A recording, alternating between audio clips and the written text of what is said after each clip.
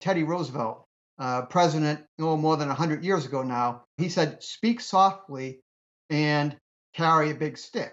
Well, we Americans, we're not really speaking that softly. We're swinging a big stick.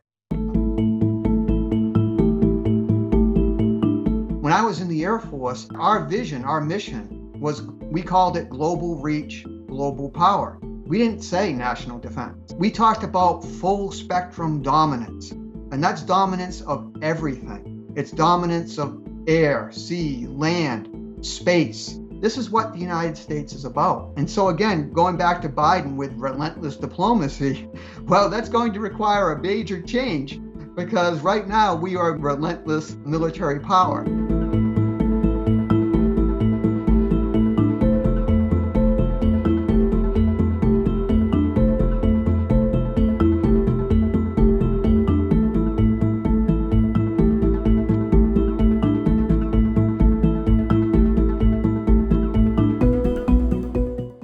Much of how we define ourselves as Americans is comparative.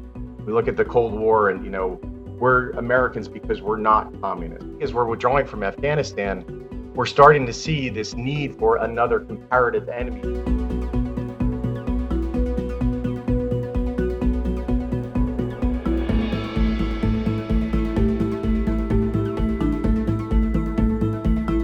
Is Russia truly a national security threat to the United States? Is China truly a national security threat to the United States? Or more importantly, are issues like climate change the real security threat?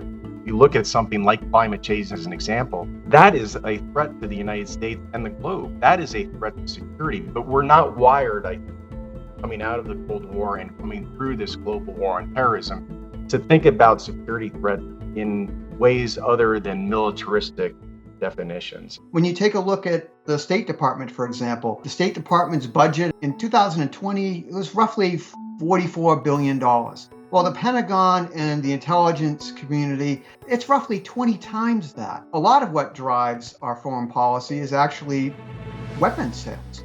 And this is not surprising. Today, we are the #1 arms exporter in the world.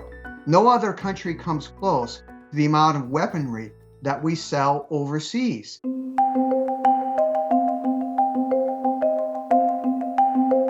International organizations have always been an extension in our minds of American policies and our own agencies. And I think for much of our history, there's been an inherent tension in how we see alliance. We see these relationships, I believe, as an extension of our own policies, and thus our allies are necessarily in a subordinate relation. I think the challenge for us moving forward is suggesting to our allies the importance of multilateralism and an international system that benefits all of us, at the same time fulfilling our needs for national security. We need to get back to the idea that, hey, it's time for a peace dividend, right? It's time to stop spending all this money on wars and weapons. And what worries me is once again, we're missing that opportunity.